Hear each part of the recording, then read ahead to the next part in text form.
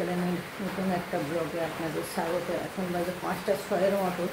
উঠে তো পড়েছি 4:45টার সময়, আর বৃষ্টি সারা রাত হয়ে গেছে, নির্ঘ, মানে একটু থামার না। এই বছরে এত এরকম বৃষ্টি মানে দেখা অসম্ভব হয়ে গিয়েছে। ওর বাবা যাবে কলকাতা, সেই জন্য নিচে এসেছি। কালকে সারাদিন কিছু খাইনি, ওই মানে ফল যা হোক 2-1টা খেয়েছি। এখন কিছু খেয়ে দিয়ে বেরাবে, সেই জন্য মুড়ি খেয়ে বেরাবে। তারপরে রাস্তাঘাটে কোথায় কী যাবে। ওর বাবা তো প্ল্যান করেছিল যে গাড়ি নিয়ে যাবে, রানীহাটিতে গাড়ি রেখে তারপরে যাবে। কিন্তু এখন যা বৃষ্টি হচ্ছে, এই ভিজে ভিজে যাওয়ার থেকে সে পুরো ভিজে যাবে, সেই জন্য বাসেই যাবে। ওর বাবা শ্যুট করে না, সেই জন্য ওই রানীহাটি বা চিকিরা ওইসব জায়গায় গাড়ি রেখেই যায়। চলুন, আমি নিচে এলাম। ওর বাবা ফ্রেশ হতে গেছে, ফ্রেশ মানে স্নান করতে গেছে।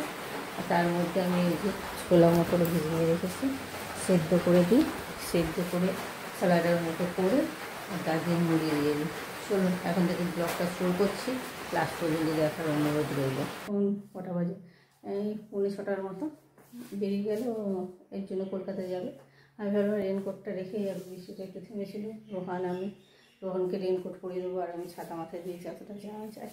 আজকে রান্নাবান্না কিছু নেই, এখন ভাবছি নিচে যাই। কাজ মোটামুটি সারা হয়ে গেছে, এখন গিয়ে নিচের কাবারটা অগোছলো হয়ে গেছে, একটু গুছিয়ে টুছিয়ে আমি রোহান 7:30 সামথিং 1:45টার মধ্যে বেরিয়ে যেতে হবে। ইনস্টলেশন আছে, এই বৃষ্টিতে ইনস্টলেশন আদৌ হবে কি না তাও সন্দেহ। তো আমার কাজটা আমাকে করতে হবে, তাড়াতাড়ি করে নিই।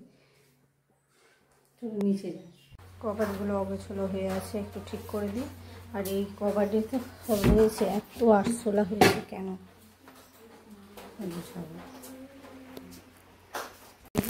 কভারটা গুছিয়ে দিয়েছি।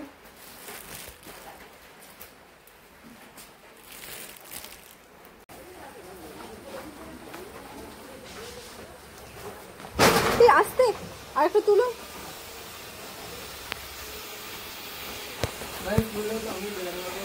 আচ্ছা, এখন বাজে 8টার মতো। আমি আর রোহান রেডি হয়ে গেছি, দুজনে এখন যাচ্ছি দোকান। আর সপ্তাহ কালকে সারা রাত বৃষ্টি হয়েছে, এখনও বৃষ্টি হচ্ছে।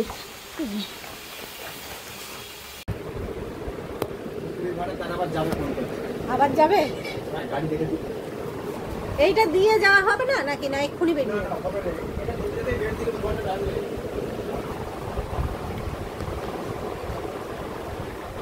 তো এখন বেজে গেছে 1টার মতো। তো এখানে আমি নিয়ে চলে এসেছি বিরিয়ানি।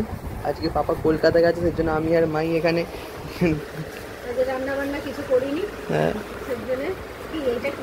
চাপ দেখবি অত জানি না, চাপ দিতে বলেছে, চাপ বলতে হয়।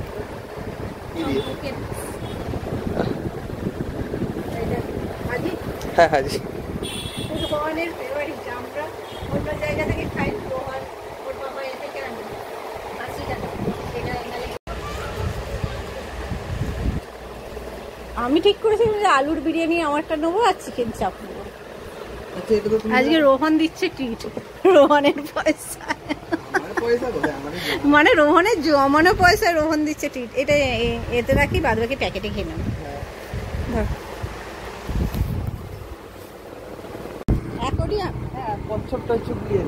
তখন আমাকে স্কুল থেকে বাবা বেরাতে বারণ করেছিল, আমি স্কুল থেকে বেরাতাম না। তখন ওইটা এখন আর আছে না, এখন আর নেই, কারণ লোকে তখন স্কুলের সময় প্রত্যেকদিন দেখতে। আমি ভয়ে 3 দিন আমার বাবা দেখে নিতে হবে, আমি কোনো ভয় পাই। পাপা আর মায়ের ভয়ে তোকে কত কিছু স্যাটিসফাই করতে হয়েছে বল। যদি একবার দেখে নেয় আমাদের তো এই ওপরটা দিয়ে চল না, মাঝখানটা উঁচু হবে, ভালোই জল বেড়েছে। এটা কেউ বলবে বল গ্রাউন্ডের মা, বেশ আছে না ওই জায়গাটা। আসতে মানে সরে সরে চলে যাচ্ছি। সবচেয়ে এর কাছে দৌড়িপাড়ার গাছটা বেশি।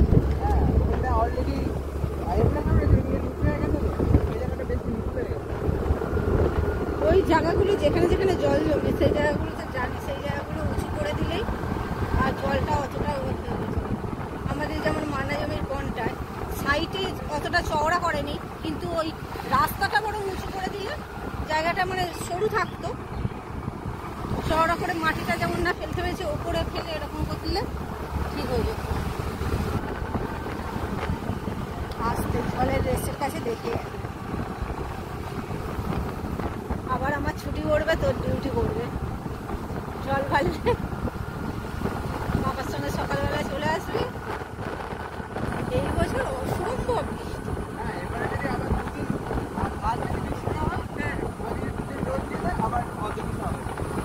মানে এই বছর মানে যেমন বৃষ্টি হয়েছে সেই হারে আমাদের এখানে বিরাট বড় বন্যা হয়ে যাওয়ার কথা।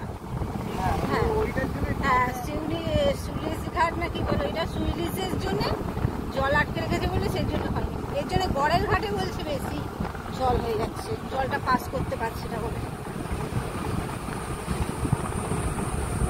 সেইবারে বললাম সব একটু আমরা দুজনে একটু বিকেলবেলা বেড়াই জল ঘাটতে, তুই তো বেড়ালেই না। আগের বারে যে বন্যা মানে এই রাস্তায় এরকম জল হয়েছিল, এর থেকে বেশি হয়েছিল। এই তো রেস কাটছে ভালো, এই জায়গাটা পুরোই গর্ত।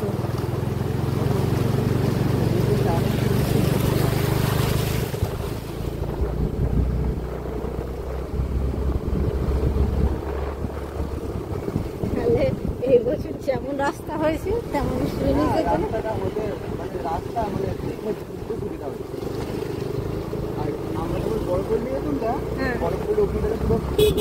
বোঝাই যেত না।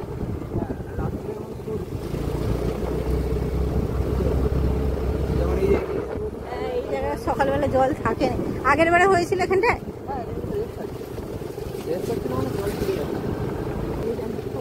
নেমে পড়বো নাকি?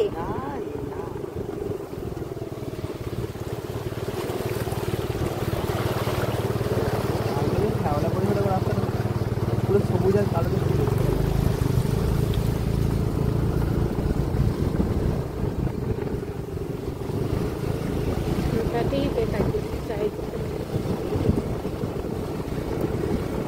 আমাদের পেয়ারা পেকেছে তো, কোথায় তো পেয়ারা তো দেখতেও পাইনি।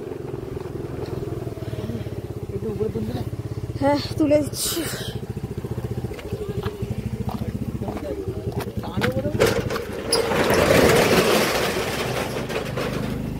হবে তো, ভয় লাগে এটা ছিটকে হয়ে গেলে।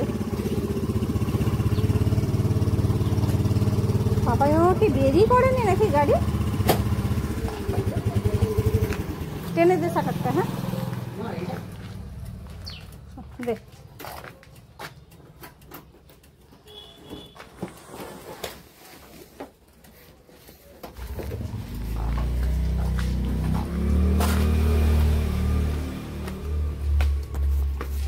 গুড ইভিনিং, এখন বাজে 6:24 মতো। এই স্নান টান করে নিলাম, ঠাকুরের ভোগ প্রসাদ রান্না করবো। মনসা ঠাকুরের পুজো বললাম সকালে হয়ে গেছে। আমি রোহান তো দোকানে গিয়েছিলাম, রোহান আমাকে দিয়ে চলে এসেছিলাম। এখন আমি জানতাম না যে আমি জানি মায়ের রান্না করবে, সেই জন্য বসেই ছিলাম, নাহলে আরও তাড়াতাড়ি স্নান টান করে নিতাম। এখন যাই ভোগ প্রসাদ রান্না করতে হবে। ঠাকুরের তো কালকে অন্ন করে রাখা আছে, সেটা জল ঢালা আছে। আর মাছের ঝাল করবো, হচ্ছে চিংড়ি মাছ দিয়ে পোস্ত টাইপের করবো, আর শাক ভাজা হবে। এই হয় আমাদের প্রত্যেক বছর মনসা পুজো।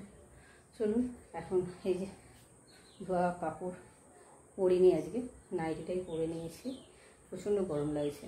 তো যাই নিচে গিয়ে কাটাকুটি করে রান্নাটা চাপাই। ও কাটাকুটি কমপ্লিট, মশলাটা শুধু পিসাই হয়নি।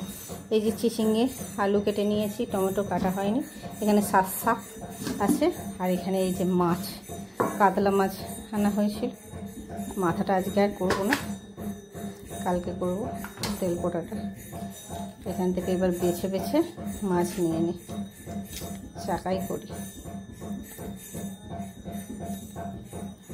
চাকা আর পেটি মিলিয়ে করে নিয়ে ভাগ করে নিই। এবার জোগাড় হচ্ছে, পুজোর সময় আর কথা বলবো না, তখন ঠাকুরের ভোগ রান্না করতে করতে আর কথা বলা যাবে না, গ্যাসেই করবো। অন্য বছর উনুনে করি, এই বছর যা ভয় লেগে যাচ্ছে। আর ওখানে পাঁচ পুরো উনুন গোড়া পুরো জাম, সেই জন্য সন্ধ্যাবেলা আর করবো না, শুধু মশলাটা বাটতে দিতে হবে। তো রান্নাটা চাপিয়ে দিয়ে মশলাটা বাটতে হবে। সর্ষে পোস্ত এই দিয়েই করবো। চলুন রান্নাটা শুরু করছি, একটু করে শেয়ার করবো। বৌমাকে নমস্কার জানিয়ে আমার রান্না শুরু করলাম। মনসা ঠাকুরে এখানে কালো জিরে আর শুকনো লঙ্কা ফোড়ন দিয়ে শাকটা করেছিলাম। শাকটা এত কমে গিয়ে এইটুখানি হয়ে গেছে, আমাকে তো ভয় লাগছিল, নুনটা দিয়ে দিয়েছিলাম। এতটা কমে যাবে বলে ভাবতেও পারিনি শাকটা। শাক ভাজা যা হোক, পরে খেয়েছিলাম, শাক ভাজা নুন হয়নি, একদম পারফেক্ট হয়েছিল, ঠাকুরের বলে কথা। তারপরে করেছিলাম মাছ ভাজা, 2 দফা মাছ ভাজা করেছিলাম। মা বাবার এর জন্য একটু কড়া করে মাছ ভাজা করেছিলাম, আর আমাদের একটু কম কড়া করে ভাজা। প্রথমে ভাবছিলাম ভাপার মতো করবো, মানে আমাকে একটা হালকা ভেজে তারপর মশলা ঢেলে দেবো, তারপর না কষে কষে মাছটা করবো। তারপরে করেছিলাম চিচিঙ্গের শাক, চিংড়ি মাছ দিয়ে। প্রথমে চিংড়ি মাছটা মাছের করা মাছ সঙ্গে সঙ্গে ভাপা করে মাছটা সবার লাস্টে করেছিলাম, ভেজে রেখে দিয়েছিলাম।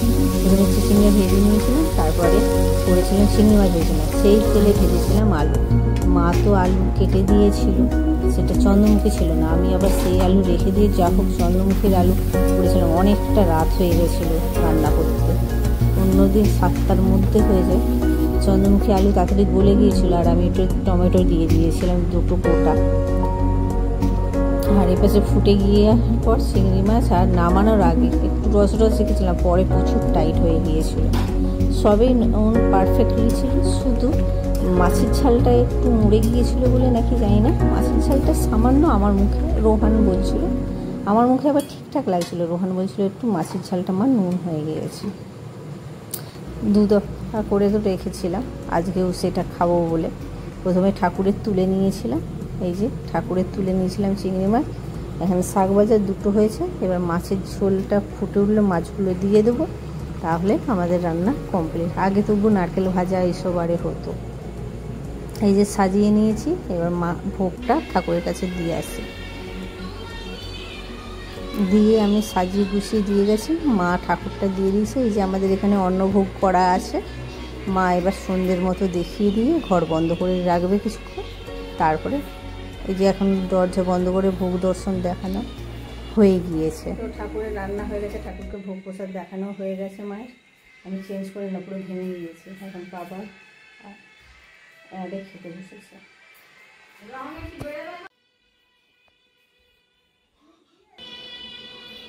কি হয়েছে রে তোর নুনের, কি হয়েছে?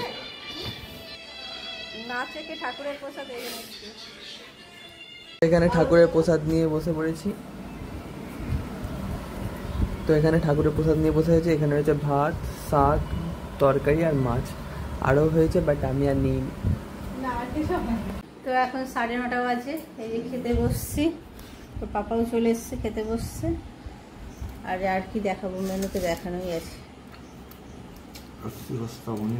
এই যে প্রথমে আমাদের বেগুন আর তুলসী পাতা মুখে দিতে হয়। চলুন আজকের মতো ব্লগটা শেষ করছি। যদি ভালো লাগে লাইক, কমেন্ট, শেয়ার আর সাবস্ক্রাইব করার অনুরোধ রইল। Good night, take care.